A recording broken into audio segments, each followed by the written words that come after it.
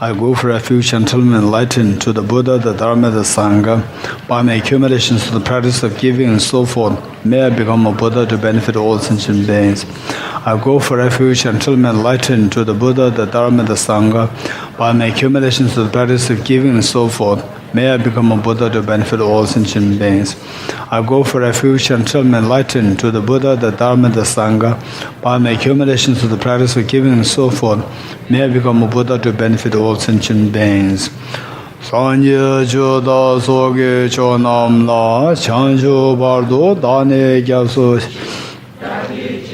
Kebe Sonam Ye Dola Benjir Sanje Dubaresho Sanje Chodan Soge Chonam Chanjo Bardo Dane Gyapso She Dage Jinso Kebe Sonam Ye Dola Benjir Sanje Dubaresho Sanje Chodan Soge Chonam Chanjo Bardo Dane Gyapso She Dage Jinso Kebe Sonam Dola Penjira Sanje Druvarasho.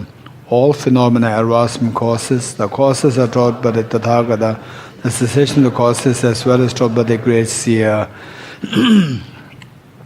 Om Ye Dharma Hetu Prabhava Hetum Te Shantatagato Hyavatat Desham Chayo Niroda Evam Bhati Mahashramanaye Swaha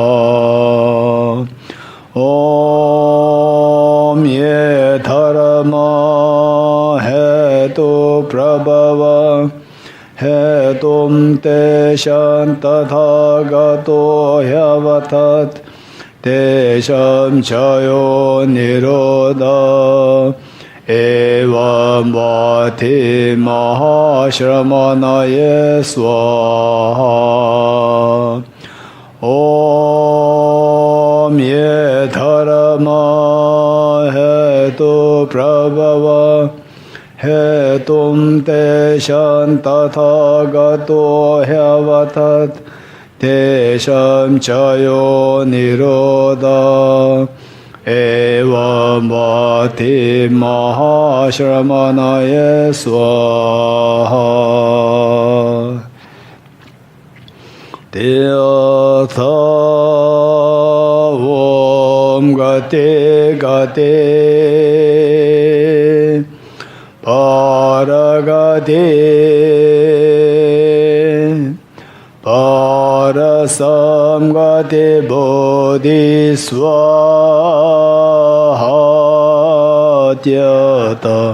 Om Gate Gate Paragate Parasam Gate Bodhiswaha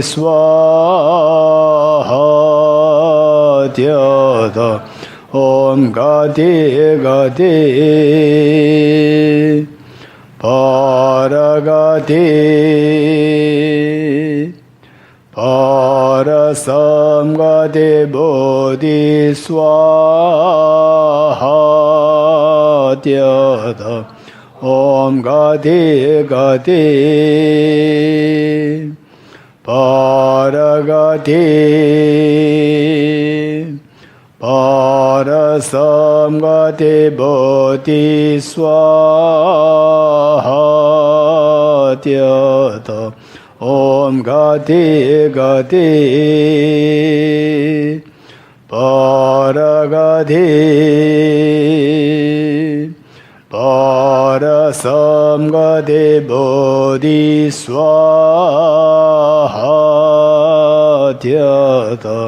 Om Gate Gate Paragate Parasam Gate Bodhiswaha.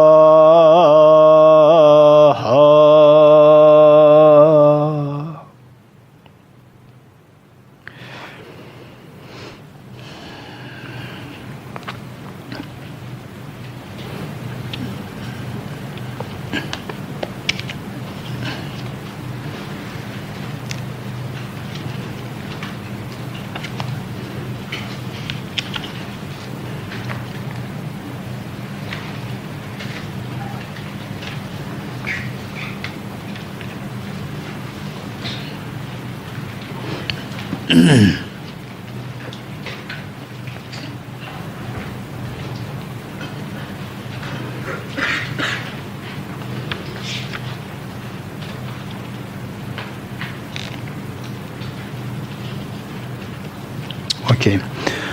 If you turn to page 12,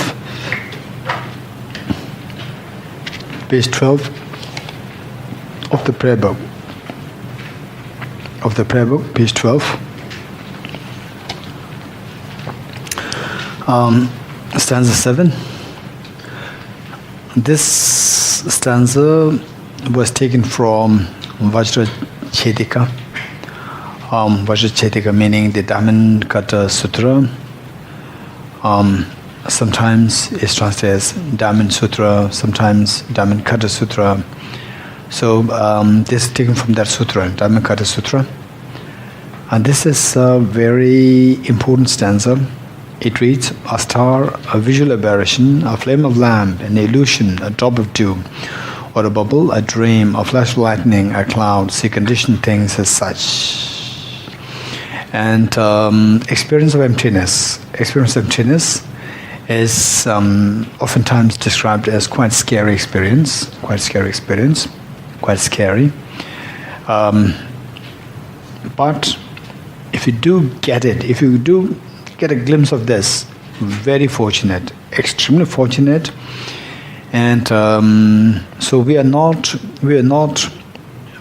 trying to go into a mystical realm. That's not what we are trying to do. We're trying to go to the reality. What's the actual reality there? And then you discover it because how the actual reality exists and how we view things. These two are very contradictory. The actual reality and how we view things is very different. We take for granted that things exist in this way, in the objective way. And when for the first time we come to know that there's nothing there to hold on to as an object, as in the not only objectively real, then we may get the feeling as though like just you're thrown into the middle of the ocean where nothing to hold on to. So this kind of feeling may come to us quite scary. And then keep going because of this reality, whether we like it or not, this is reality. So when you go to this reality more and more closely, then the earlier fear will be replaced by enormously profound joy, enormously profound peace. Okay, this is what is bound to happen, right? Okay, now if you look at this stanza, a star, a visual aberration, a flame of lamp, an illusion, a drop of dew, or a bubble, a dream, a flash of lightning, a cloud. See conditioned things as such. So this, it is related to the conditioned things. Vajrachetika, the Diamond Cutter Sutra, if you read the Diamond Cutter Sutra, is all about emptiness. It's all about emptiness. And so this stanza comes at the end of the Diamond Cutter Sutra. And from this we see that some of them are more closely as analogy examples for impermanence. Because see conditioned things as such, not see all phenomena as such, right? And so whereas with the Upali Request Sutra, where the Buddha said, just as in a dream of a young girl, she met with a boy and saw his death. Joyous was she at the meeting and despair over his death. View all phenomena as thus. Okay, so there it's not just view conditioned phenomena as thus. It's view all phenomena as thus. Whereas here, see conditioned things as such. There's slight variation there, difference there. So here, say conditioned things means marked by impermanence. So all these analogies, the examples, can be taken to take us to understand impermanence. One, and then the commentators, because through common sense, what the Vajrachetika, the Diamond Cutter Sutra, is the subject matter, the main points of the Vajrachetika is emptiness. It's all about emptiness. So we see these as also examples, very powerful examples of the two truths, emptiness and dependent origination. Okay, the first one, for example, a star. A star. When do we see the stars? In the night or in the daytime? In the night. Okay, the night resembles our ignorance. The night in dark, we don't know, we don't see what is surrounding, and with ignorance, you don't see the reality. So the night resembles the ignorance. So in the daytime is the wisdom. The daylight is the wisdom. The stars are visible only in night, only in the nights, not in the daytime. So all the stars resemble all the conventional things. Stars resemble all the conventional things, and then the night resembles the ignorance, and the daylight resembles the wisdom. Conventional things come into being when we are affected by the ignorance. Say, for example, in the dream means you are sucked up by the ignorance of the dream. Seeing the dream is real. Because of this ignorance, the force of this ignorance is such that everything, all the contents of the dream are being created. House, the cars in the dream. House, cars, people coming to fight with you, people coming to help you, and the food, the song, and the AC, and the sound of the AC. All these things are created by own mind. Which mind? Ignorance of the mind, the dreaming mind. Ignorance of the dreaming mind. Likewise, the stars which resemble all the conventional things, they come into being only with respect to the conventional analysis. Only with respect to the conventional analysis. So conventional analysis and ultimate analysis. Okay, just tell me, conventional analysis and ultimate analysis, what is the difference? What is the difference? There can be different ways of explaining the difference. Okay, can anyone share with us as to what is the difference between the conventional analysis and the ultimate analysis? Okay, this is day 11 or 12? 11. 11 or 10? 10? Okay, day 10, right? Okay, tell me now. What do you think is the difference between ultimate analysis and whatever you understand it? So there are so many ways of the telling the difference. Anyone? Yes, Edward?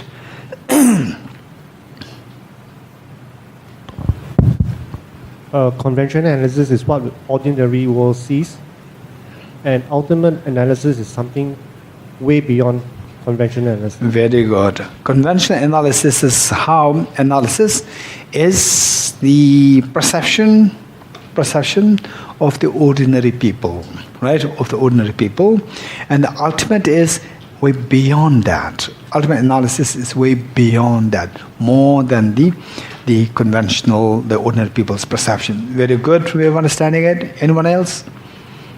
Anyone?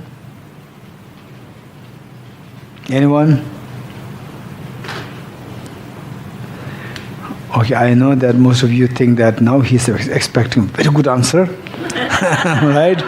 I do have the answer, but if I gave him, I don't know whether he's going to be satisfied or not. Okay, so let's say as what Edward said, let's say which of the two perception is more accurate. Say, I look at something from distance and I look at something from very close. Which is more accurate? Hey, close. It's very naturally, right? Somebody who say you are very intelligent, very smart, and then another person also very smart, and the other person is with his brother for say 20 years. So the other person knows his brother for 20 years, always together since childhood. And you are with, with two of them for just one day, right? And then somebody asks you, oh, how is this person? Right? Oh, he's very nice, like this. You may describe. And then the other person also asks the brother, how is he? Then he may give all the details, like this, like this, like this. And your description of that boy and his description of that boy is quite different, right? So and then of course he loves his brother so much, right? He's very objective. Now, in which case, which of the two descriptions you will trust more? The brothers, because the brother knows his brother so closely for all these many years, whereas we, being with him for just one day, right? We will not know the person so precisely. In fact, this is my problem also. My problem. Do you know what my problem? At Tibet House, when we recruit staff, we have to recruit on the basis of one, say, 15 minutes interview. What can 15 minutes interview tell you, right? And then we don't really get, sometimes we get wonderful the candidates, very lucky, and sometimes not as expected. Not as expected, because it was done on the basis of the 15 minutes assignment. Okay, so what I'm saying is that you're, say, seeing the object from a close inspection and seeing the object from distance. Seeing the object from close inspection, that is more reliable. You agree with me? Okay. Now, same ultimate analysis. Ultimate analysis is trying to see things very objectively, very closely. And the conventional analysis is not going too deep. Just from a surface, whatever you see, you say, yes, fine. Right? Fine. And it's gold-plated, you say it's gold. Gold-plated means it's not gold inside, right? It's not really gold. But then from distance, whatever you see, you decide, okay. So with this, what the ultimate analysis sees is the ultimate. It's the ultimate. And the other one is not so ultimate. It is known as conventional. It is not ultimate. Because it is not ultimate, it is not absolute. It is not from the object. It's coming from the subject. It depends on the subject, right? And if the subject is a little hazy, and then the object that you see is also a little hazy, right? So all the objects that we experience, they're all coming from a subject, and subject is very hazy in our case. So therefore, only Buddha's perception tallies with the reality. And what is the reality? What is the reality? What is reality means what is objective reality? Objectively, ultimately, nothing is really there. So ultimately, emptiness, ultimate experience, right? Things do exist. Things do exist how? Conventionally. Conventionally meaning with respect to the unanalyzed mind which is from a distance. One which distance, and whose perception and the object, there's a discrepancy. That, right? So our perception is more like, say, not the one which tallies with the reality. Because it does not tally with the reality, it is more like in the dark. Right? The one sees the reality is in the light, one which don't see the reality is in dark. So only in dark then you see all the different things. Right? All different things, like the stars. Only in dark you see the stars. For example, some people, in dark you become so, frightened. Is there anyone who used to be so frightened in dark? Huh? Here, Yen? Jackie? Okay. Two big girls are frightened of the... Okay, let's say, right? Okay, so the star meaning that stars are visible only in the nights. Likewise, all the conventional things that we experience, they exist only with respect to the mind affected by ignorance. Right? Only by mind affected by ignorance. Okay, star. So therefore, which means if the things that we experience, they all exist with respect to the mind affected by the ignorance, then what really exists there, independent of the mind, independent of the mind affected by the ignorance, what really is there? You are looking for the objective existence. Objectively, nothing exists. Okay, this is quite scary, right? Quite scary. So things, to put it nicely, things exist with respect to the conventional analysis. For the timing, we have to go like this. We have to go like this. And then slowly, things exist with respect to the mind affected by the ignorance, right? Then it becomes more solid. It will give you, if you give you a greater picture of what the reality is constituted of. Okay. So then we see that, okay, then we go closer. So there, even the terminology, there's a difference. One who says, with respect to the conventional analysis. And then, so yeah, everything exists. Or let's say, so all these things like the, say, my happiness, your happiness, the hall, the Indonesia, the retreat, all this conventional truth, conventional reality exists with respect to the conventional analysis. So that is pretty easy. Independent of the conventional analysis, nothing exists. So we can say this more easily. When we say everything, all the things, they exist with respect to the mind affected by the ignorance, then it becomes more scary. Because ignorance means it does not really tell you the reality. What really is out there in the reality? In reality, objectively, nothing is there. Then it may give us a feeling that almost like nihilism, right? Nothing is really there. Okay, so some teachers, really, really great scholars and practitioners. In fact, one who was known for the philosophical profundity of the philosophy of Prasangika, and who also gave teachings to His Holiness the Dalai Lama when His Holiness's younger days. The most venerable, the Genyama Rinpoche, amazingly brilliant. So, I didn't get the opportunity to have met him, but the senior monks, I remember them sharing with us that the Genyama Rinpoche used to tell them that if you really get experience emptiness, it is quite scary. It is almost like nihilism, right? Almost like it is not nihilism, like almost nihilism, and that initial experience, initially, you may get the feeling that, and this is a fact, that nothing is really there. Not that you are fabricating, not that you are exaggerating. Nothing is really there. So he said that. So this is what we are bound to go through, nihilism.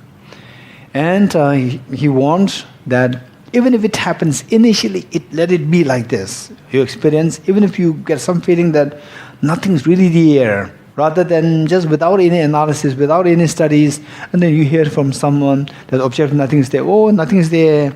The person is not really understanding what is coming to one's mind. So it's just 100% nihilism. Whereas somebody goes through this analysis and comes to realize that what I'm seeing is not really there. What I'm seeing is what? Objective existence. This is not really there. Then when you get that experience, because that we are so addicted to seeing things, objective existence and the existence, these two are same. Say, the flower and the objectively existent flower, these two are same. We are so addicted to this. I and objectively existent I as always same. You and objectively existent you as always same. When we see that objectively existent you does not exist, you get a feeling that you do not exist.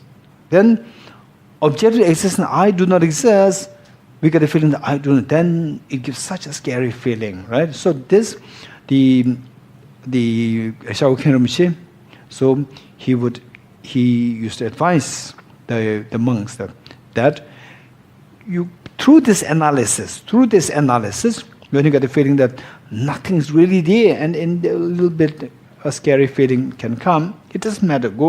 Keep going like this, and then at one point, then go more towards the appearance and dependent origination.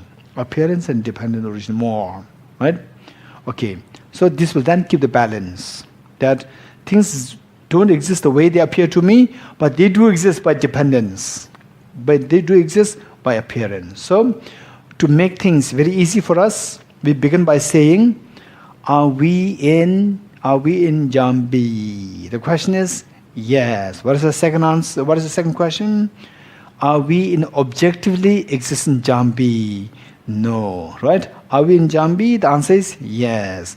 Are we in objectively existent Jambi? The answer is no. If you have these two questions, well, the first question, answer that you get for the first question is the conventional truth. Answer that you get for the second question is the ultimate truth, right? So you see that there's no contradiction between these two things. The two truths are in harmony. There's harmony between the two truths, that we do exist, but we don't exist objectively. We are empty of objective existence. So the harmony of the two things can rightly be there if we are able to put things in these two questions, right? Okay. So a star. Star is what? Just as the star is visible in the night, likewise all the functional world that exists, they exist with respect to the mind affected by the night-like ignorance. In the daytime, the stars disappear. When you see emptiness directly, which is the wisdom, the daylight-like experience, when you see the emptiness directly, all the conventional phenomena, they all dissolve in your mind. Right? Okay, this is a very precious example, a star. A visual aberration, okay, that is much easier. Visual aberration is like a ghost. A ghost is what? That appears, and when you grab it, is not tangible. It disappears. Likewise, of the things, conventional things, or they see as, oh, there's a flower there, the lights are there, and oh, this is good, right?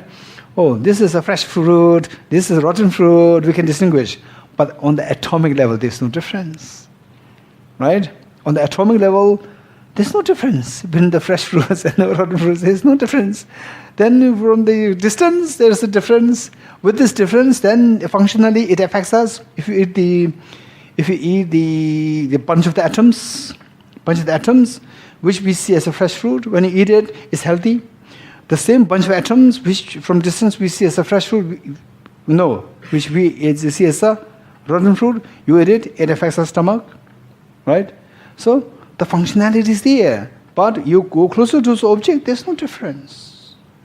And so the difference is seen only when you keep a little distance. You don't go towards the object, go towards the subject. Then you see the difference. Likewise, the stomach ache and no stomach ache. This is also the same. If you go deep inside, the atoms are there. There's no atom which says that I'm suffering. Right? There's no atom. And the mind suffers. And the mind also goes into segments, temporal segments. You can divide as minute as possible. As minute, 1/1,000,000th of a second. And if we do experience something, we experience only 1/1,000,000th of a second of a mind. 1/1,000,000th of a second of a mind, we cannot possibly experience that because it is so minute. It is so minute, it's so brief that we cannot possibly experience that. And then, other than these minute moments of the mind, there's no moment of mind which you experience as though I am paining. There's no such mind. If you go like this, then we see that on this objective level, we see that there's nothing there as a stomach paining. There's nothing there as I'm happy. There's nothing there as, say, fresh fruit, the rotten fruit, beautiful flower, drooping flower. When you go into the object, there's no difference at all, right? Okay, so it is like the ghost. From distance, there's the aberration meaning ghost, right? Oh, the ghost is chasing me. And if you're not afraid, if your spiritual power is more, if you realize emptiness directly, If you realize emptiness directly with the bodhicitta, then you go to help the ghost. Go to help the ghost, hey, come, right? And then you cannot catch him. So it's just, it appears as something solid. When you go there, it is totally non-tangible, right? So likewise, you see things as objectively real. When you go towards the object, everything dissolves.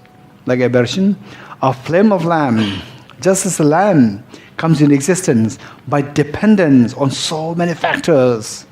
So this, by dependence, we can think of that on all three levels of dependent origination. One, the flame of lamp is dependent on the oil. Oil is the causal factor. So this causal relationship. The flame of lamp is dependent on the wick. The wick is also the cause, right? And the flame of lamp is dependent on this container which supported the oil to stand and the wick to stand. So these are all the causal factors dependent upon which the flame come into origination, dependent origination. This is causal dependent, but the first level of dependent origination. And then the flame, you see this is a beautiful flame, round one. So this round one is nothing. If you go inside, you see that it's millions of atoms in a very active state, right? And no single atom is in the form of flame. There's no flame there actually, right? It's only if movement, very fast moving, we see there's a flame. We see there's a flame.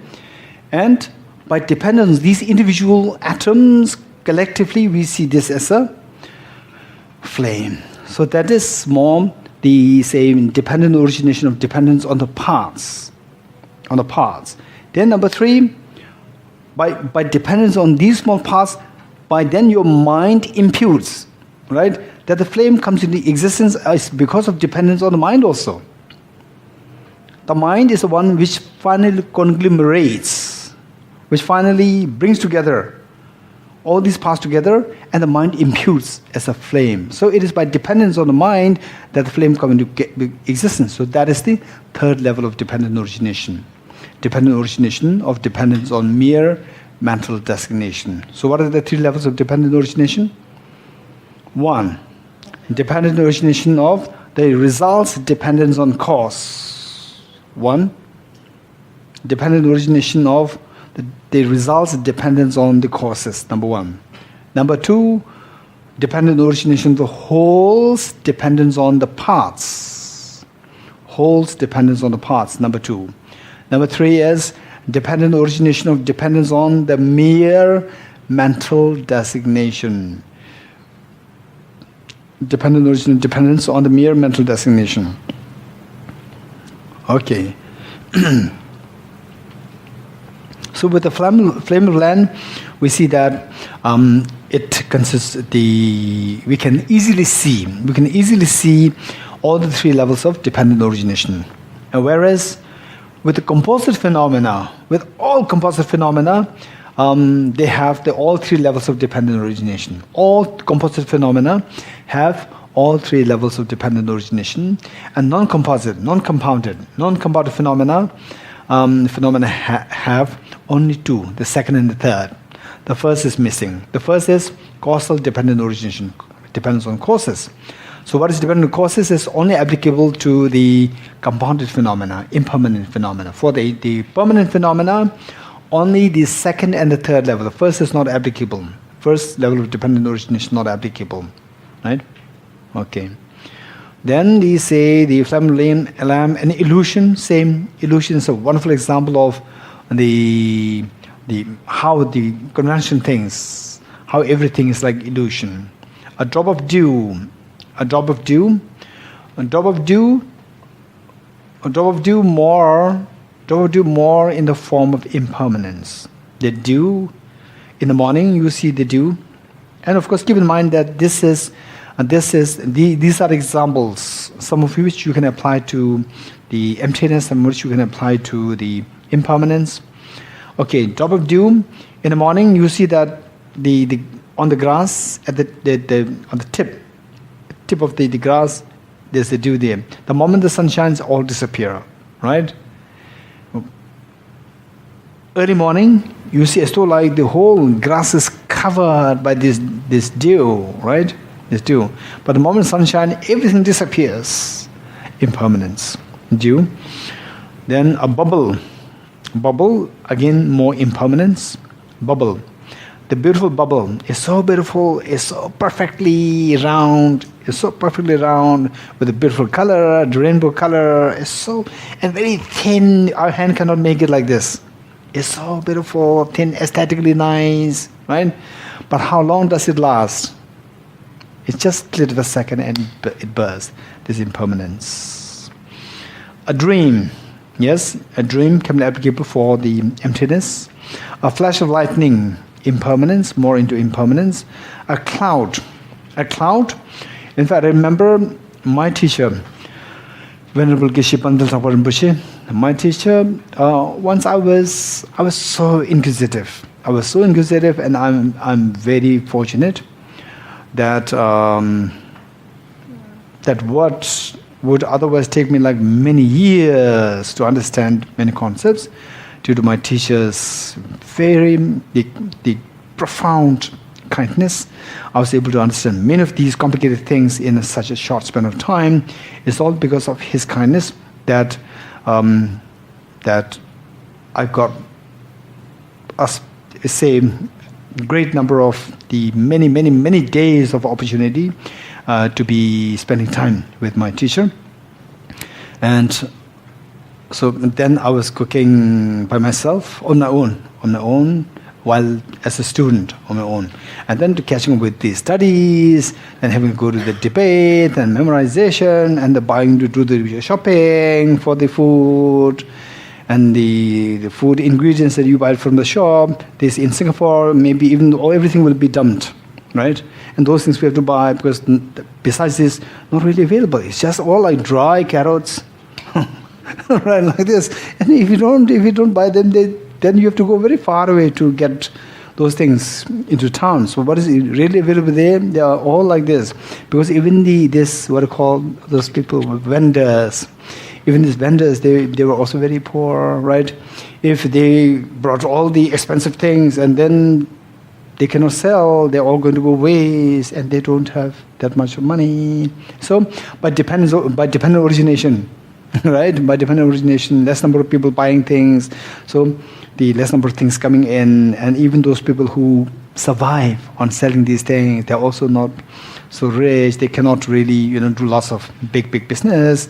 So with this, my teacher knows the impact, because my teacher was so famous and popular. So many people, they would offer food, and then people will inform him much in advance that, sir, we are going to let us maybe serve you lunch this time, right? And today or tomorrow, they will inform.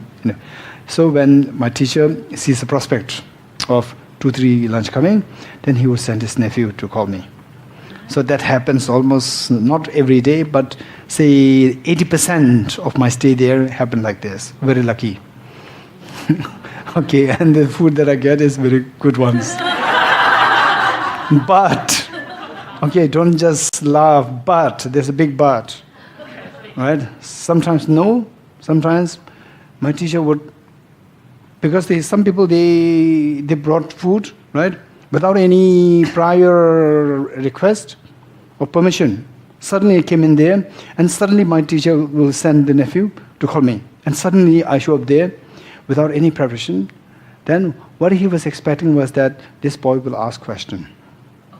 And sometimes I had no question. And already there's like 2 hours to be with my teacher. And I had no question. I sitting so calm like this. And my teacher, if I don't ask question, he would not utter even a word. It is so suffocating. It's so suffocating, right? Then would say, okay, Dorji, bring the food.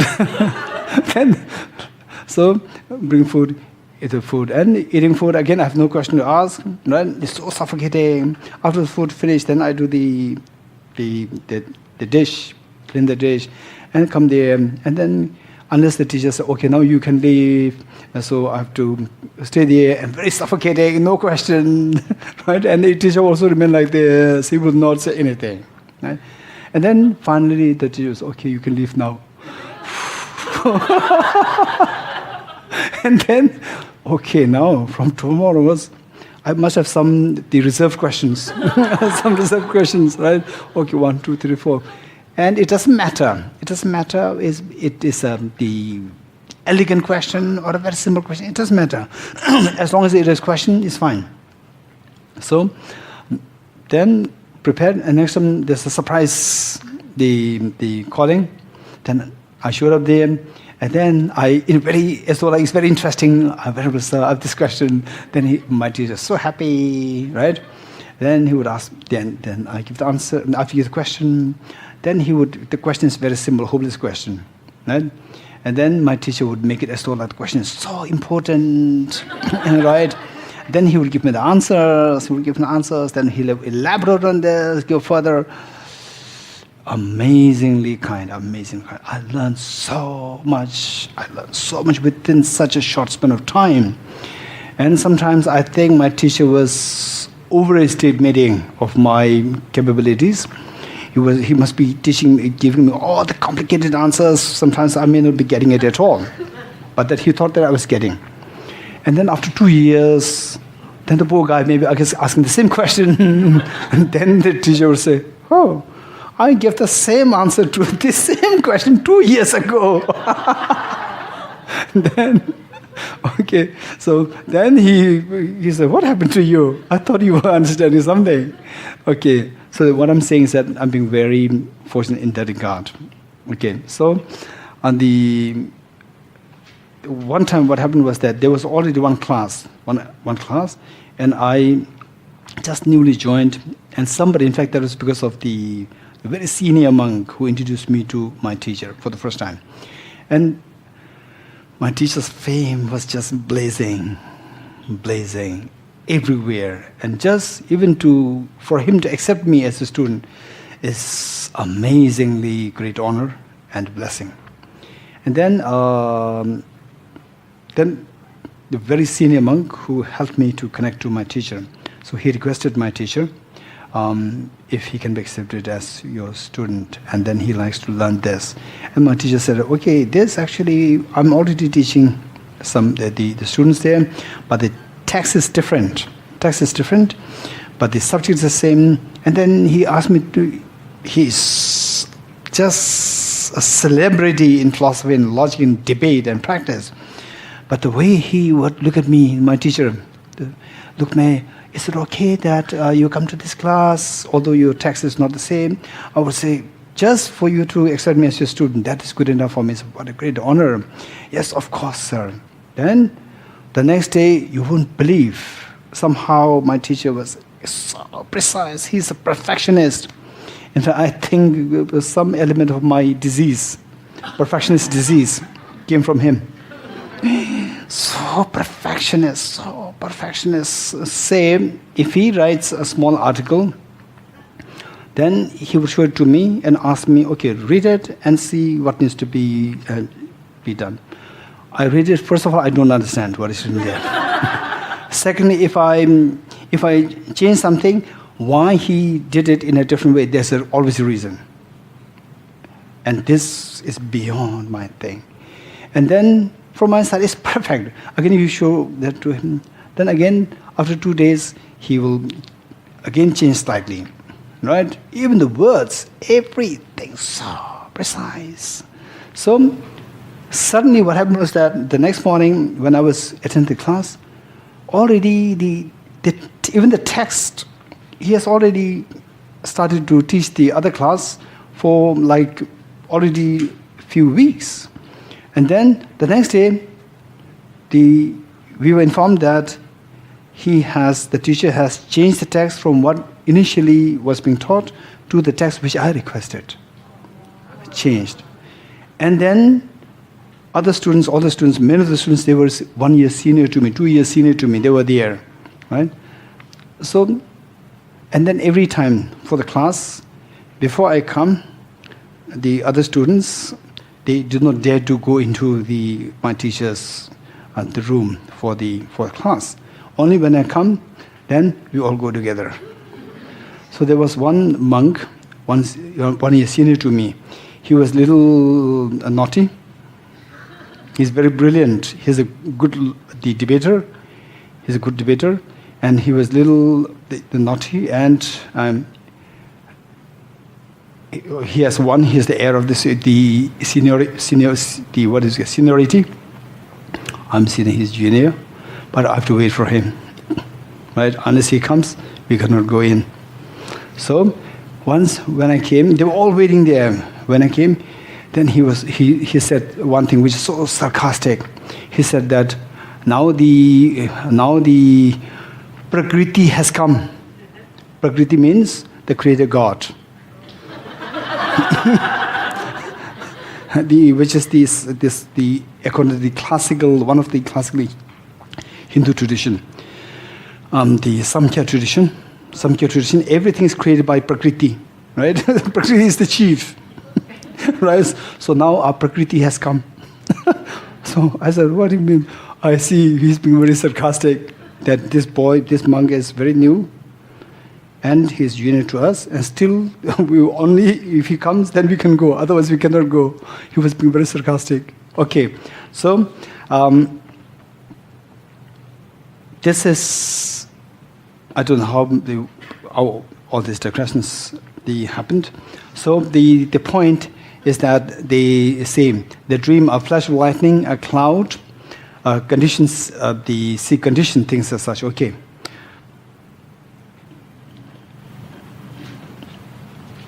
Then the next that I really like to share with you, one thing which is very important, is see,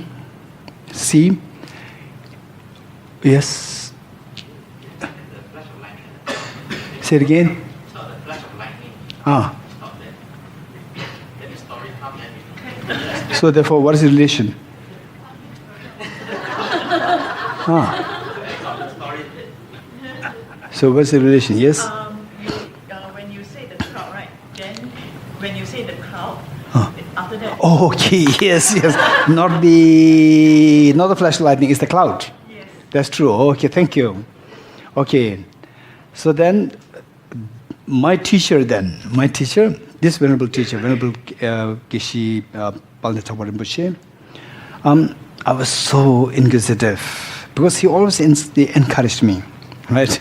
Okay, you should remind me again, I've made a digress. Okay, so encouraging. So oftentimes, because I was always with him alone, I could ask all these questions. If no questions, I was suffocating. Right? So, I asked one very unconventional questions, and then my teacher said, "Oh, this is a very good question. I never thought about it." My teacher would say like this, "I never thought about it. Very good question. Okay, I'll think about it more. Okay, you also think about it. Any other questions?" Right? And then I would get a feeling that, okay, my questions are something. Right? I would get that feeling. Okay. Then the food, everything finished. Then he would say, "Okay, now you can leave." Then when I leave, before I will leave, he will say that, "Hey, Dorji, think more on this question. Your question is very good. I will also think more on this." It simply boosts my sense of esteem and sense of confidence. Then the next day, in the class, when he teaches, he will not mention my name. He will say, then he would teach, and then he would go into this question. Go into my question. Then he would say, these questions can come up. And then he would give the answers, very detailed answers, right? My question is just, say, 0.1. And then he would give the answers like 20, 30, 40, 50, 60% of the answers he gave. And then to each of these answers, he would give more questions. He would throw his own questions, more questions. Then questions become so elaborate, then he would give more answers. Then my question, comparing to all the details he gave, my question becomes too tiny. I felt so embarrassed, right? And then again the next day I was in his house and then asking questions. He would say, "Oh, this question is so good. No, I never thought about it. I think more." And then I did not believe in him. I didn't believe in it anymore. Now enough. I know it is just to inspire me, right? That's not true, right? Okay, so the cloud. I was asking about emptiness like this. When in evenings, going for taking a walk, escorting my teacher, then my teacher, we sat down on the lawn, not bench, a lawn, on the grass. Then my teacher would say that, just imagine the cloud. When you look at the cloud, we get the impression as though like the cloud so steadily sits there in the sky, right? Sits in the sky. In actuality, this cloud, the fact that it is there in the sky suspended is by dependence so many factors. But when you look at it, we don't see the other factors. We don't see the other factors depending upon which the cloud remains suspended in the air. Because we don't see the other factors, we see the cloud as independently being suspended there. And this is illusion. So this is how I remember so vividly as how my very affectionate teacher, he would explain as to how the cloud comes into existence by dependence, that it doesn't exist independently. Cloud. See, condition things as such. Okay, now with this, one thing that I'd like to share with you is that with the emptiness, Lama Tsongkhapa gave one advice. And that was when I was studying the text, Lama Tsongkhapa's commentary on Arya Nagarjuna's Mula Madhyamaka, the commentary, now available in English, translated by Venerable Geshe-la and J. Garfield, Professor J. Garfield. So that is known as that book is Ocean of Reasoning. The title of the book is Ocean of Reasoning. It's available there. Okay. So there, when I was studying this text, somewhere in the middle of the text, there was one advice given by Lama Tsongkhapa. And the advice said that in this life, try as much as possible to understand emptiness. Try as much as possible to understand emptiness of objective existence. Once you get some clue of what the emptiness of objective existence is, always connect this with dependent origination. Connect this with the understanding of dependent origination. Right? And then he added that whenever you see things dependently originated, right? Okay, for example, our moving to this cozy place is because there is somebody another group because another group had already booked the other hall since long time ago, right? Since long time ago, they already booked the hall. By dependence on that, our being in this cozy room came into origination, right? Had it not been the case, we'll be still there, which is also into cozy, right? The thing is that by dependence on other group having booked the other space long time ago, by dependence that we move to this place came into origination, dependent origination, which means cause-effect relationship, cause-effect dependent origination. So when you see this, then Lama Tsongkhapa advises us that whenever you see any kind of dependent origination, be it gross or subtle or the average, whatever, whenever you see dependent origination, you try to remind yourself, therefore it is empty of independence. Therefore it is empty of objective existence. Connect dependent origination with emptiness all the time. Right? Okay. Then he said that if this happens, if this is how your mind is designed, structured, where whenever you see dependent origin, therefore that is empty of objective existence. Right? any dependent origination. Say a leaf falls, and when the leaf is broken from the branch, the leaf does not fly; it falls down. Okay, it is because of the gravitation. By dependence on the gravitation, and the leaf heavier than the air in between. If the leaf is lighter than the air, it will remain suspended, and it is much lighter, it will keep flying. Because the air above that is heavier, and the leaf is lighter, it will be lifted up, right?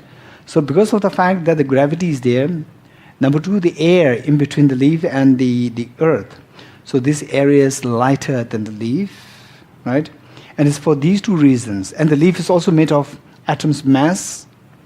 If the leaf is without a mass, it cannot again be pulled by the gravity. So because it is made of mass, and the earth, gravity, and the in-between air, which is lighter than the leaf, because of these factors, depending on these factors, then the leaf falls. It does not fly.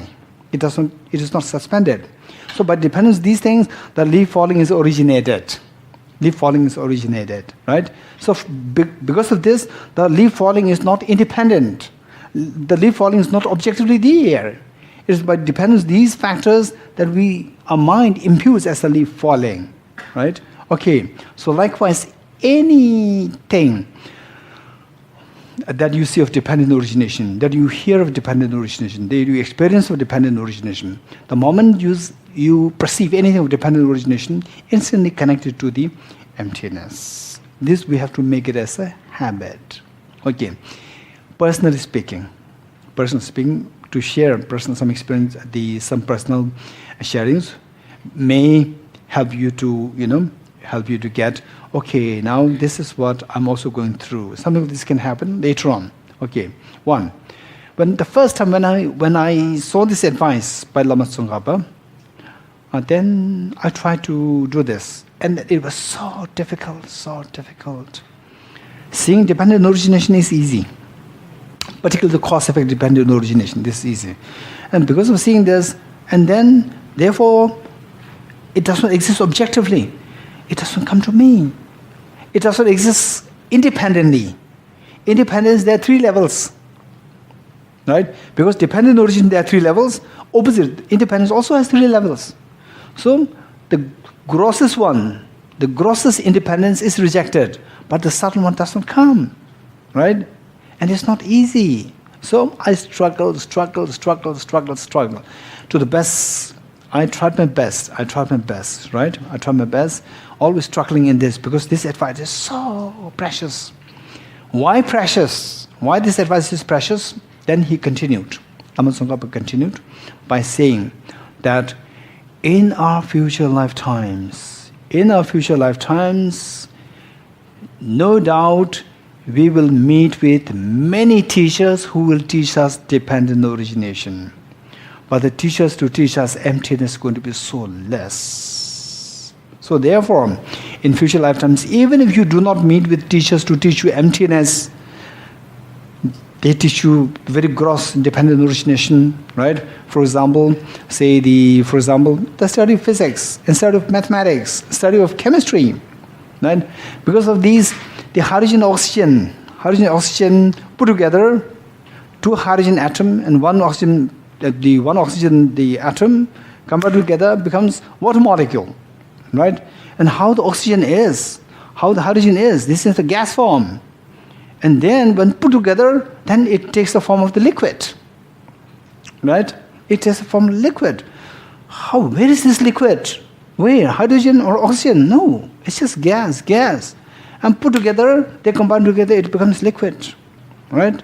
So liquid is originated by the combination of the two hydrogen and one oxygen as the causes. Okay, so he said that in future lifetimes you will come across teachers who will teach you dependent origination. You will come across ample of teachers to teach you dependent origination in different forms. May not use the word dependent origination, but all in the aspect of dependent origination. But teaching someone to teach you on emptiness would be so less.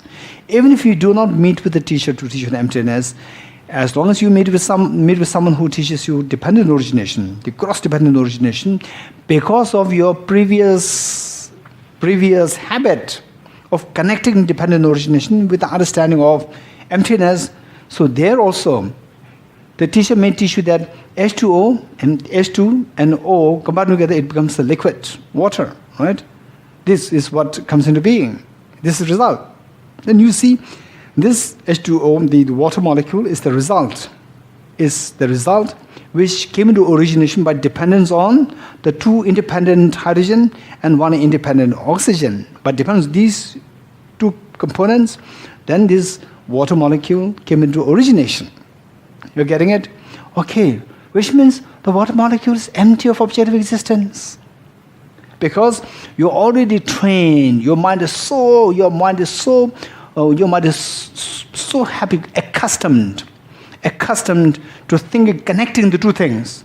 The moment you see one thing, instantly that connects you to the emptiness of objective existence of the water molecule, right? Okay, so how this connection works? How this connection works? I'm very positive that all of you have the same kind of experience. Okay. When I was in class 3, I don't know which, in Singapore system, what is that? When I was in class 3 is like age 8 or 9. Primary 3. So when I was in class 3, so very young, I lost my mother at age 5. And then from age 5, 6, 7, 8, maybe 9, like 3 or 4 years gap. And the memory of my mother had become more and more vague, right? And suddenly the class teacher, during the class song competition, inter-class song competition, the Tibetan class teacher taught us a Tibetan song. The moment I heard the Tibetan song, right? This Tibetan song is just a very simple, remote, folk song. Very remote. It has no beauty there. It's a very basic song. And just hearing this song, it took me back to my time with my mother, right? And it was so nostalgic. Simply the song, just it reverberates my time with my mother. It was so nostalgic. And this young boy, so nostalgic, having lost a mother. And I just feel like singing this song. All the song is very basic. I just feel like singing because this song simply retrieves a very pleasant feeling of being with my mother. Right, very pleasant feeling, tremendous love and affection that I got from my mother. So this is all being retrieved in my mind, right? So this song was nothing. Anybody can sing this, and it has no beauty in it. It has no rhythm in it. So this song, somehow in this young boy's mind, this song and the very pleasant feeling, the mother's love, these two are connected. So when this young boy once more heard the same song, all these experiences which were conjoined during that time, all these other experiences of the very pleasant feeling with the mother, they were all being pulled along with the memory of the song, right? And then the nostalgia, all they came into being. Likewise, when we think about dependent origination in the future lives, if we habituate ourselves in linking the two things, since things are dependent origination, therefore it is empty of objective existence. If we're able to link the two things, and how to link the two things, not just in words, in meaning, right? So as I said earlier, it is not difficult. We must try. If it is as difficult, by now there should be no sentient being left, right? If it is as easy, then by now no sentient being is available, right? We all by now already we are enlightened. Because it is difficult, so still we are in samsara. And then we don't want to be in samsara. So what you do is attempt that, right? Although it is difficult, see how much you can do that. See how much you could do that. Okay.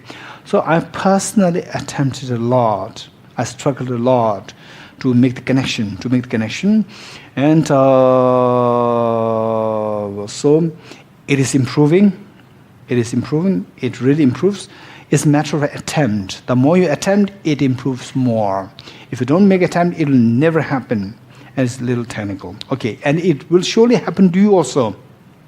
It will surely happen to you also if you make the attempt. For this, first we have to understand what is empty of objective existence. And then you have to understand dependent origination. Particularly what happens is dependent origination, cause-effect relationship. This is what is more easily, readily seen and experienced and taught by other people, right? So with this, if you can connect this to the emptiness of objective existence, then later on, in the future lifetimes, you meet with anybody who says that, don't put the flower, fresh flower, and don't just keep it like that, otherwise it will droop. Put it in the water.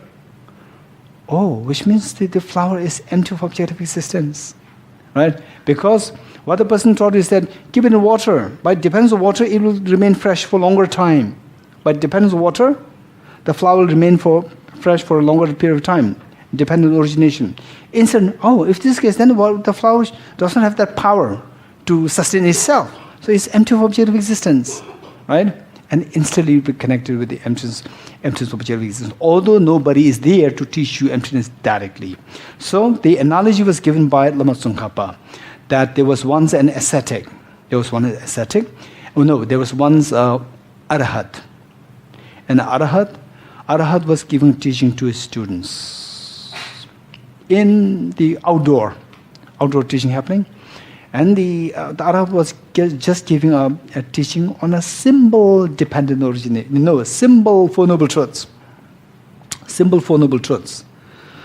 Saying that if you engage in the negative actions, negative afflictions, negative karmas and so forth, as the cause, then they will give rise to the miseries as a result. So the miseries are the truth of the suffering, and the afflictions and the karmas, they are the truth of the cause of suffering. So, but depends on the truth of cause of suffering, the miseries will come into arising, miseries come into being. So this was what was being taught there by the teacher, by the Arahat.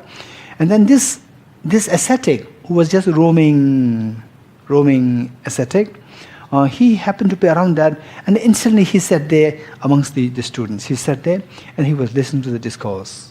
And as he was listening there, instantly he just clicked it. He just clicked the wisdom of emptiness there. When the Arahat was teaching the symbol dependent origin cause-effect relationship, he understood emptiness right there. So this was because he already had the habituation of linking dependent origination of cause effect with the emptiness of objective existence from the past lives. So this seed has awakened in this life, and he realized emptiness. Right? Okay. So this is so precious. With this emptiness, bodhicitta, they are never like, okay, let me wait. I'm a little busy for the time being. Okay, let me first finish my job, right? Okay, there's another 10 years for me to resign, to take resignation, and then I will be more intensely involved. By then, you are already 10 years older. You are 10 years younger than that person now. You are 10 years younger. Don't forget it. One. Now, and keep in mind that, say, the emptiness and bodhicitta, they are not like, say, someone who is, okay, let's say, in terms of the technology, right? Earlier, say like 100, 200 years ago, 500 years ago, when we build a house, we have to stack the brick one over the other, and then at a certain point, like when you stack like 4 or 5 bricks, stop, don't stack more, because the lower ones are still not dried. They cannot lift the weight of lift that amount of weight. So you have to stop for some time, right? Okay, same. Now with this, if we can pile, say, 3 bricks a day, right? And then say you have only 10 days. And then after that, you have to leave the place. If you have to construct a house, and the contract is such that you will have 10 days. Within 10 days, you will be able to pile what? How many? 30 bricks. Okay. And then you are being so well paid, right? After this, you are not going to get a job for some weeks or some months. You're going to pay it so well. And then this, at the most, you can stack how many bricks a day? Only 3, right? And then the next day you say, okay, today I don't feel like going there, right? Today I don't feel like going there. Okay, it no matter. Before the actual 10th day, I can do everything together, right? Okay, the next day you skip, and then third day you go again, stack 3 bricks. Again, your friend comes, hey, we'll go for a drink, right? Oh yes, let's go for a drink. So you are, and then you think that I will do everything just before the 10th day, and then suddenly you miss like 7 days. Then the 10 days approaching. 10 days, how many bricks you can stack? Only 3. If you stack more than that, what happens? The wall will collapse. You're getting it? And how much money you will get? If you stack more, you will not get anything. If you stack 3, you will get only, say $100, right? Actually, how much you can get? 100 into 10 is $1,000. Now you're only getting $300, $700. You miss. Why? Because it's not a matter that I will do everything together. It requires time. Time factor is there. Time factor is involved. Likewise, Bodhicitta, emptiness, it is not like that, okay, after my 10 years of job, then I'll retire, then I will just meditate for, say, 18 hours a day, right? 18 hours a day. Other people, they meditate for 2-3 hours, they feel so tired. I'll do 18 hours a day for the next few months and I'll become, I'll realize emptiness, right? This is illusion, because experience of bodhicitta, experience of emptiness, they have time factor involved. There's a tremendous time factor involved. You will need time to digest. You need time for the experiences to digest and grow, right? Okay, so I want to do,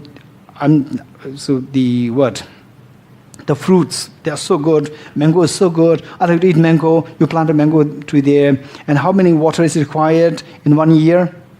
Total, how many water? Say 10 liters. Then you put every 10 liters tomorrow. Right? It will simply destroy the thing. It will not work. So there's a time factor involved. Because of which, it does not mean that you give up your job now. Don't give up your job. Be very practical. Be very realistic. Don't give up your job. Continue with your job. And even if you can spend 5 minutes, spend on it. Spend 5 minutes on bodhicitta practice. Spend, say, 5 minutes on emptiness practice. Just do it. And for the time being, while you have a job, more important is reading the materials, studying the materials. Every time you study, you are replacing a worn-out brick and you are replacing with the golden brick. Although there may be 1,000 bricks required, golden bricks required, every time you study, this is the only way, right? So you can put only one golden brick at a time, otherwise not. Then which means that it's a time factor is involved there. You study, the moment you study emptiness, the moment you step out of bodhicitta, the moment, wow, it's amazing. The moment you just feel like that, by reading, by studying, wow, it's amazing. The moment you feel that it's amazing, already a worn-out brick is taken away and the golden brick is put up there. And time factor, which means that we need time.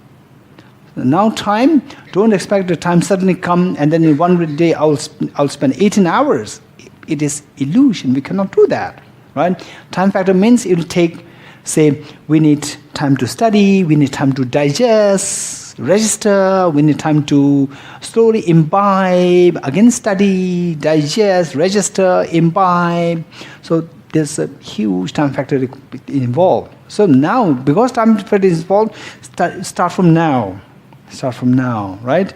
So by the time you are retired, You already have all the materials, right? And then you are ready to focus. Focus more on the practice, more on the meditation, right? Okay, this is so important.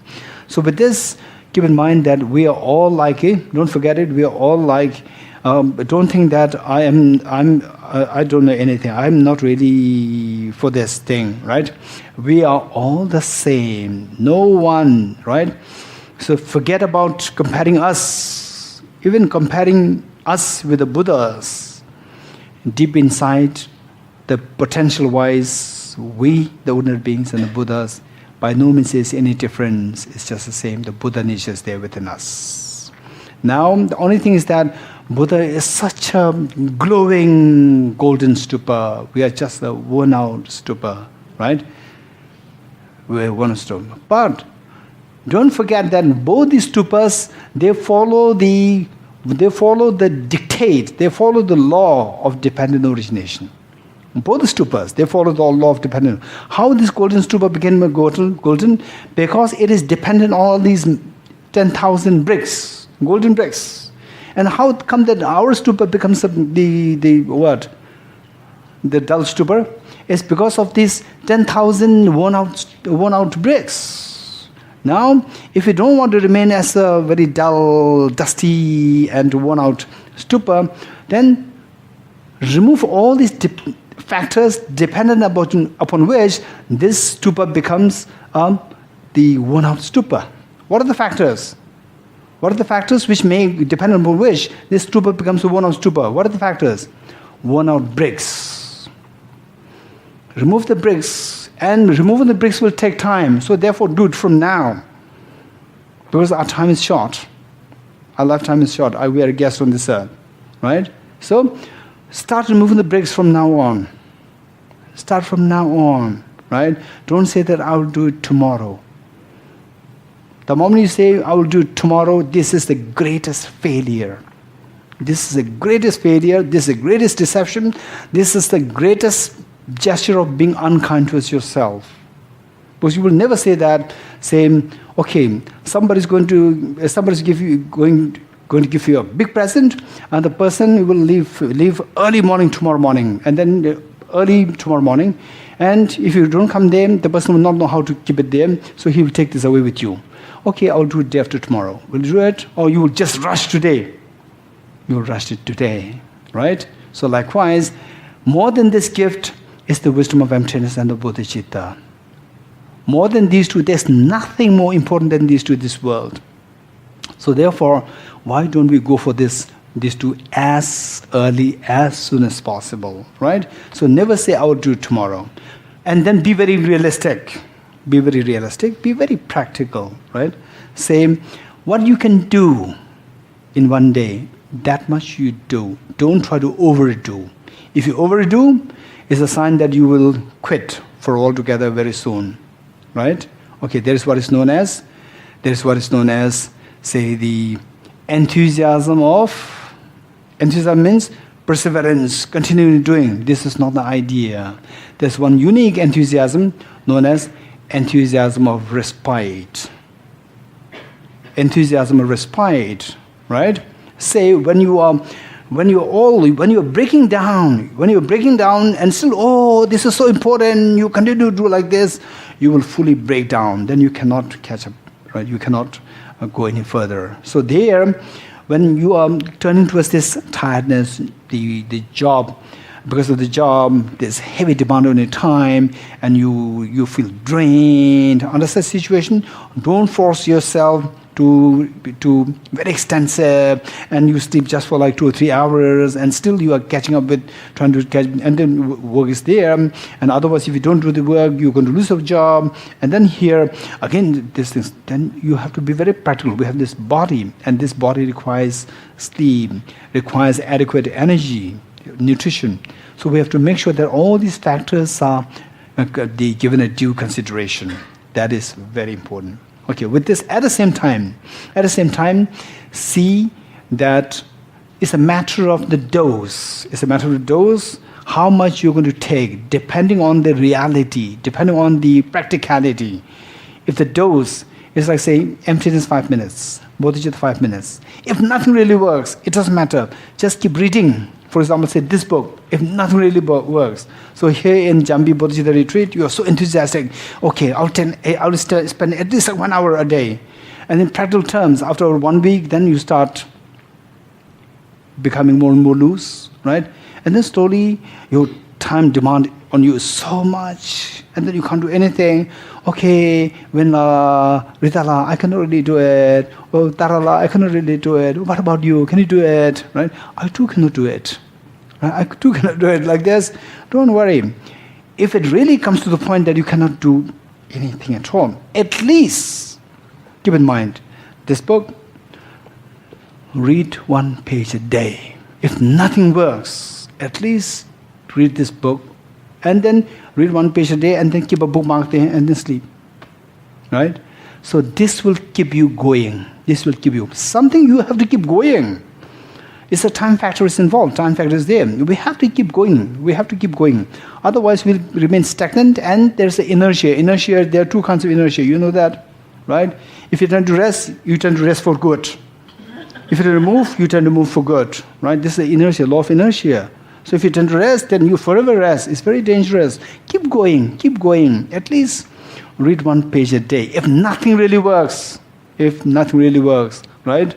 When all the Buddhas were saying, oh, now you're hopeless, I can't do anything, right? Don't worry, keep reading 1 page. That will save you, right? Okay.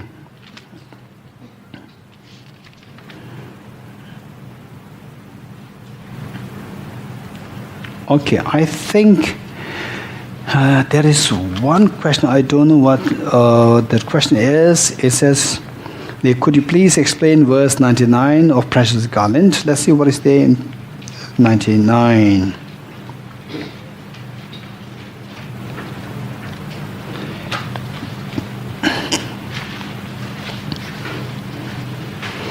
Okay, 99, it says, page 16. Okay, so because it seems like, okay, anyway, most of you already know that the commentary, and there's a beautiful commentary on this is available, right, by Venerable Kensur Rinpoche, Kensur Chambat Thakshur Rinpoche. Oh, you have, is that, no? Commentary, somebody has it? Yes, over there. Perila has this? Okay. This is a very beautiful commentary. It's a very beautiful commentary. And I just quickly browsed through that. And the precision, the clarity, and the presentation, of course, the abbot of amazingly massive academic monastic institution, Serache Monastery. How can we undermine, right, his knowledge, his experience? Such a influential abbot of that. Under him, there were all these intellectual giants over there, right? So, no doubt, without any doubt, without even the slightest doubt, we can just take it seriously that this book is so good. And then I did go through it myself. And more than just the supposition that because he was the abbot, so it must be so good. On top of that, when I actually browsed it, I was lost in admiration of the wonderful way of the presentation, the profundity, the clarity, and the factual matters and the subtlety all involved there. So this is wonderful, the commentary. So I would highly recommend that you read it on the basis of this commentary. But let's see 99, page 16, what is said there. Because the phenomena of forms are only names, space 2 is only a name. Without the elements, how could forms exist? Therefore, even name only does not exist. Okay, so this is because that the one who asked this question seems very serious. I'd like to quickly explain this. Okay.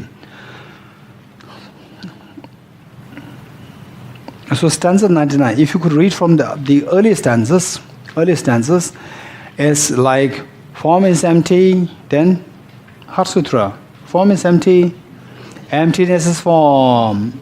Then emptiness is not other than form. Form is also not other than emptiness. Then likewise, feelings, discrimination, composite factors, and consciousness are empty. Right? Okay, don't forget this. So in fact, this is the explanation of that part. Right? This is the explanation of that part. Okay, because the phenomena form is empty. Of the five aggregates, right?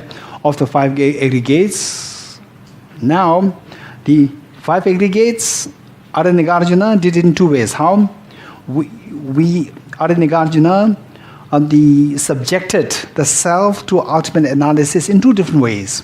Subjected the self to ultimate analysis in the form of the 6 elements and in the form of the 5 aggregates. So in Heart Sutra, form is empty, empty is the form. So that is done in the form of the 5 aggregates, right? 5 aggregates. And whereas here, Ada Nagarjuna, while what exactly is meant there is explained here in the form of the 6 elements. So let's say, what are 6 elements? What are the 6 elements? And earth, water, fire, air, space, and consciousness. Okay, let's say, like what is presented in Heart Sutra. Let's say, element of earth is empty. Empty is earth. Empty is not other than earth. Earth is also not empty. The emptiness. Likewise, the water, fire, air, space, consciousness are empty. Right. So this is how we apply. Now with this, keep that in mind. The structure of the Heart will maintain the same structure and replace the 5 aggregates with these 6 elements. Now let's see. Because the phenomena forms are only names. Only names. Say the phenomena forms, you can go to the aggregate of form or you can go to the aggregate of the earth. The element of the earth. Right? Okay. Let's say with the 5 aggregates, if with the 5 aggregates, then we say the form. Same, because the phenomena of form are only names. Only names meaning, names is coming from the subject or from the object? Names. From the subject, not from the object. Only the names means not from the object, empty of objective existence, right? The form, as let's say, aggregate form is only the names, meaning the aggregate form is empty of objective existence. Are only names. Space too is only a name, right? Space, the element of space, Okay. Now, if your understanding of the 5 aggregates, 6 elements, they become really holistic, really exhaustive, really complete, then we can put it very. What's the difference? Tell me. What do you see is the difference between seeing the person in the light of the 5 aggregates and seeing the person in the light of the 6 elements? Which is more comprehensive?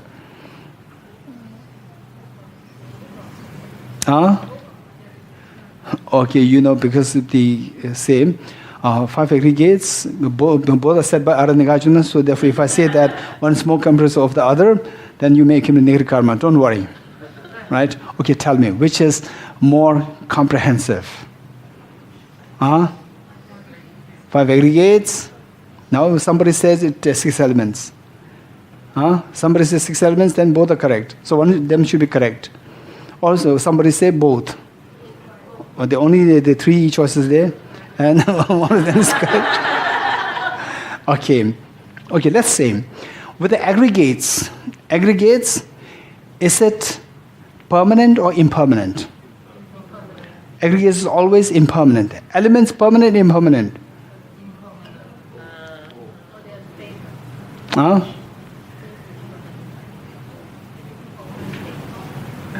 Right? Okay. So with the elements, we see that the space,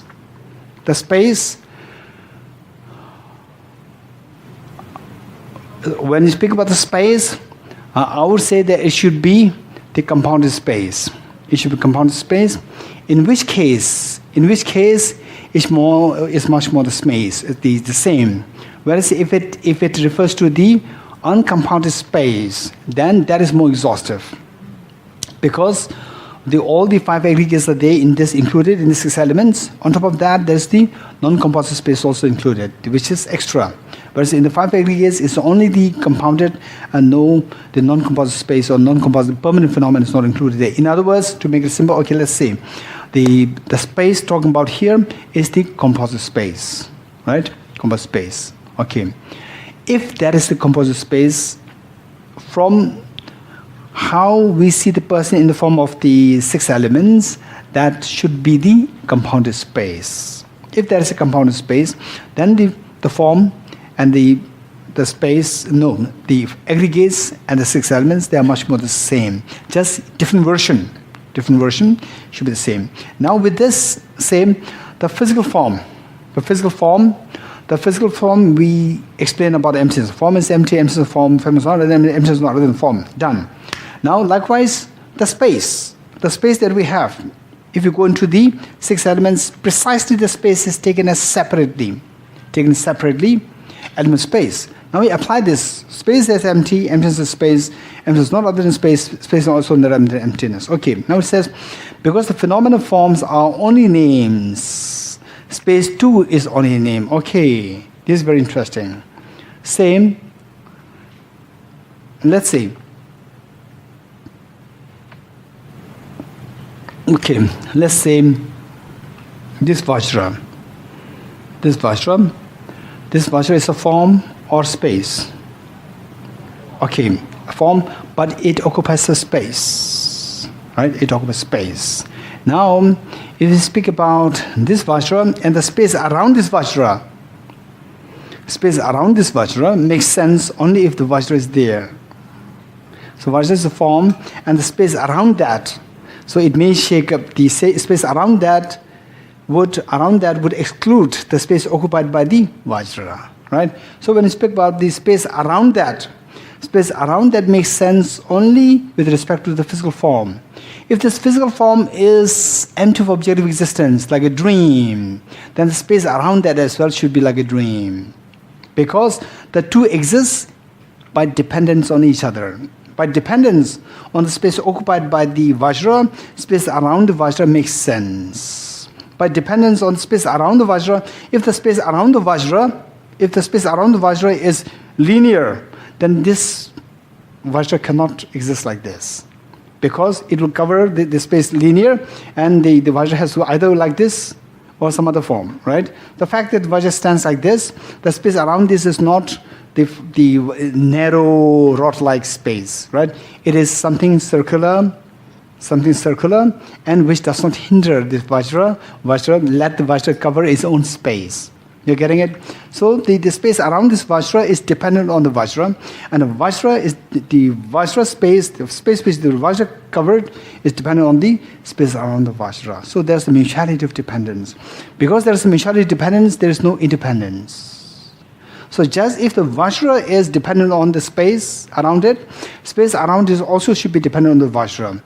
Vajra as the form. If this form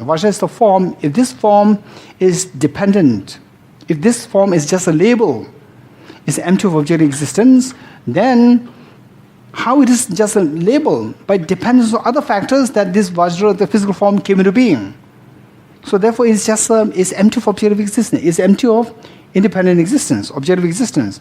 If that were the case, when this Vajra in the form of form is empty of objective existence, a mere label, then the surrounding space also should be mere label. Because these two are mutually dependent. Mutually dependent means there's no independence. So independence is rejected of the Vajra as the form as well as the space. So it says, because the phenomena of forms are only names, space too is also only a name. Okay, let's say another concept of space could be very interesting. Some of you may find it a little technical, or right. We say that, generally speaking, we say that, for example, this is a solid. What do you call this? What is this? What do you call this? Receiver. Huh? Transistor. Transceiver. Okay, let's say this set is a solid object. So we say that it covers a space. And then say if inside is totally compact, there's no vacuum there, then ordinary people would say no, it has no space, there's no space inside. There's no space there. The space is only around it. But we can think of the space because it covers a space. It covers a space. There's also space there. Space covered by this machine is also space. Then space around this machine is also space, right? Say, now, because this object, because it becomes this object, because it covers a particular space. It covers a particular space. So with this, on the basis, by dependence on this, then you have to speak about the space around this. By dependence on space around this, only then we can speak about the space that is covered by this object. So this object also has a space. And there's space around that. So these two are mutually dependent, right? Okay, so we see that because the phenomenal forms are only names, space too is only name. Without the elements, how could forms exist? Now the form which is the aggregated form. Okay, now here Aranagarjuna, okay, he is bringing the two things together, right? Physical aggregated form, without the elements, how could forms exist? Element of form exists only by dependence on the 6 elements, right? Element aggregated form, say me, my body, and this flower, the flower's form. So this exists only by dependence on the elements. Elements with the inanimate objects, how many elements are there? Earth, water, fire, air, space. Finish. 5 elements. With the animate objects like us, the beings, there are 6 elements. Earth, water, fire, air, space, consciousness. Right? Okay. So the physical form that we have, this is made of how many elements? 5 elements. And earth, water, fire, air, space. Right? So this is made of the 5. Now, if the element, one of which is the space, element of space, when that is empty of objective existence, then of the five, right? We see that when one is empty of objective existence, then the 5 elements as objective existent makes no sense. When the form is empty, when space is empty of objective existence, as proved here, as explained here, space is empty, then you see that how can the physical... So first we said that the form is empty. Because form is empty, space is also empty. Now we go the other way. Because the space is empty, now of the 6 elements, at least one of we may not have been through the analysis of the remaining elements, but one element we are sure that is empty of objective existence, space. Now because the space is empty of objective existence, now there isn't the 6 elements which are objectively existent. If the 6 elements are not objectively existent, then the product in the form of the physical form, how can it exist objectively? So it says, without the elements, how could the form exist? Without the elements existing objectively, how could the physical form exist objectively?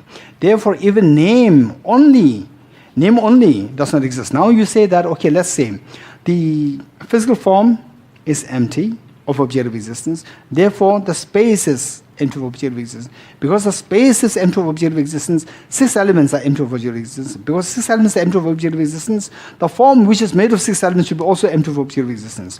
And the sound, when you say Vichan, right? Hey Vichan, where are you? So what did I use? I used the label.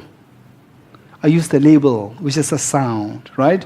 Which is a sound. So now this label, this sound, this is a physical form, yes, no? So we said that Vichan is just a label.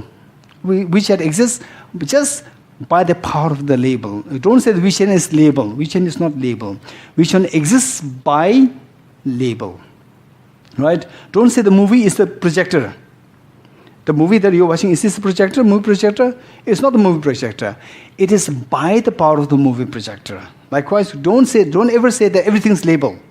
Say everything is by the power of the label. Label is subjective. Label is from the subject. When you say it's by the power of the label means it's by the power of the subject. If it's by the power of the subject, it is not from the power of the object. You're getting it? Okay. Don't ever say that things are labeled. If people do come to say that things are labeled, don't fight with them also. Right? For example, say some of your teachers may say, oh, everything's labeled. So sometimes, if the teachers who are really learned, they said everything's labeled, they are like saying everything is the empty. Empty of objective existence. Empty meaning abbreviated version of emptiness of objective existence. Right? So whereas less learned people, when they say that everything's labeled, then be cautious. Be very cautious. You may try to explain the person. It's not really label. It is by the power of label. Whereas some very learned teachers, if they said everything's labeled, they mean everything comes by the power of the label. Right? That we have to be very sensitive as to what the other person really meant. Okay. So with this, therefore, even name only meaning the label. The label, say in this case, the label, the sound. This sound which says Wichan. So this sound, this sound, is it a physical form or what? Of the 5 aggregates, this sound belongs to what?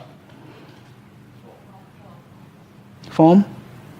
Okay, what are the 5 aggregates? Aggregate of form. Form, let's say, is questionable. What is second? Feeling. The label, is it feeling? No. What is next? Discrimination. Label, is it discrimination? No. What is next? Composite factors. Is it composite factors? No. Composite factors, under that, of course, we need to discuss more, but it's not there. Then what is next? Consciousness. The label, is it consciousness? No. So therefore, by default, it is the form. But form, you don't have to desperately go like this. Form is very easy. What comes under form? Don't try to interpret in your own ways. Under form is very precise. Under form, right? All the sensory objects fall under form. All the sensory objects fall under the form. The visual object, the sound, the smell, the taste, the tactility, right? And the mental, even the mental form. Even the mental form. I'm sure somebody will ask you what is mental form, right? Okay, the five sensory objects plus the mental form, they all fall under the category of the form. Don't forget it, right? So the sound falls where? In which of the 5 aggregates? Under the form, right? Form, don't try to interpret that in your own ways. Generally speaking, you can understand in your own ways, but if there's little ambiguity there, the moment you see ambiguity, don't interpret it in your own ways. First, be a good listener. Right? Be a good listener, then you will know, you will learn more. Okay.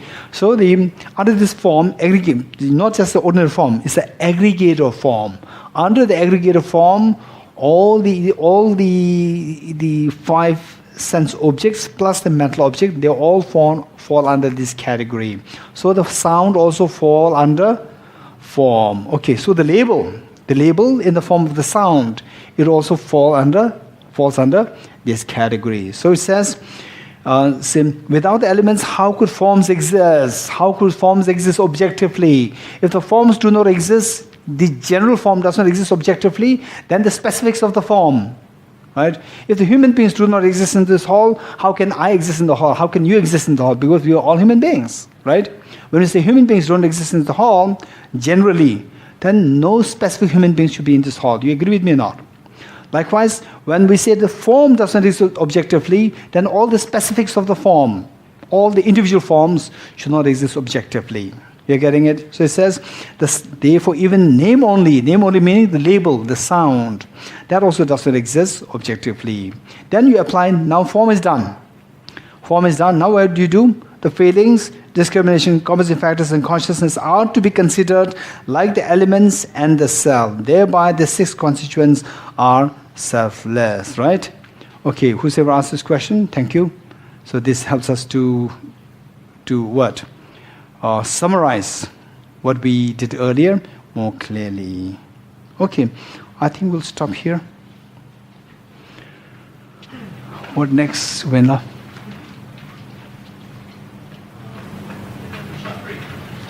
Then 15 minutes. Okay. Okay, what, 5:15?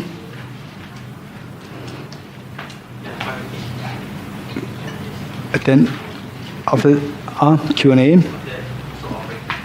So offering what time? Depends on the questions, Q&A. Q&A, let's do it for like 1 hour.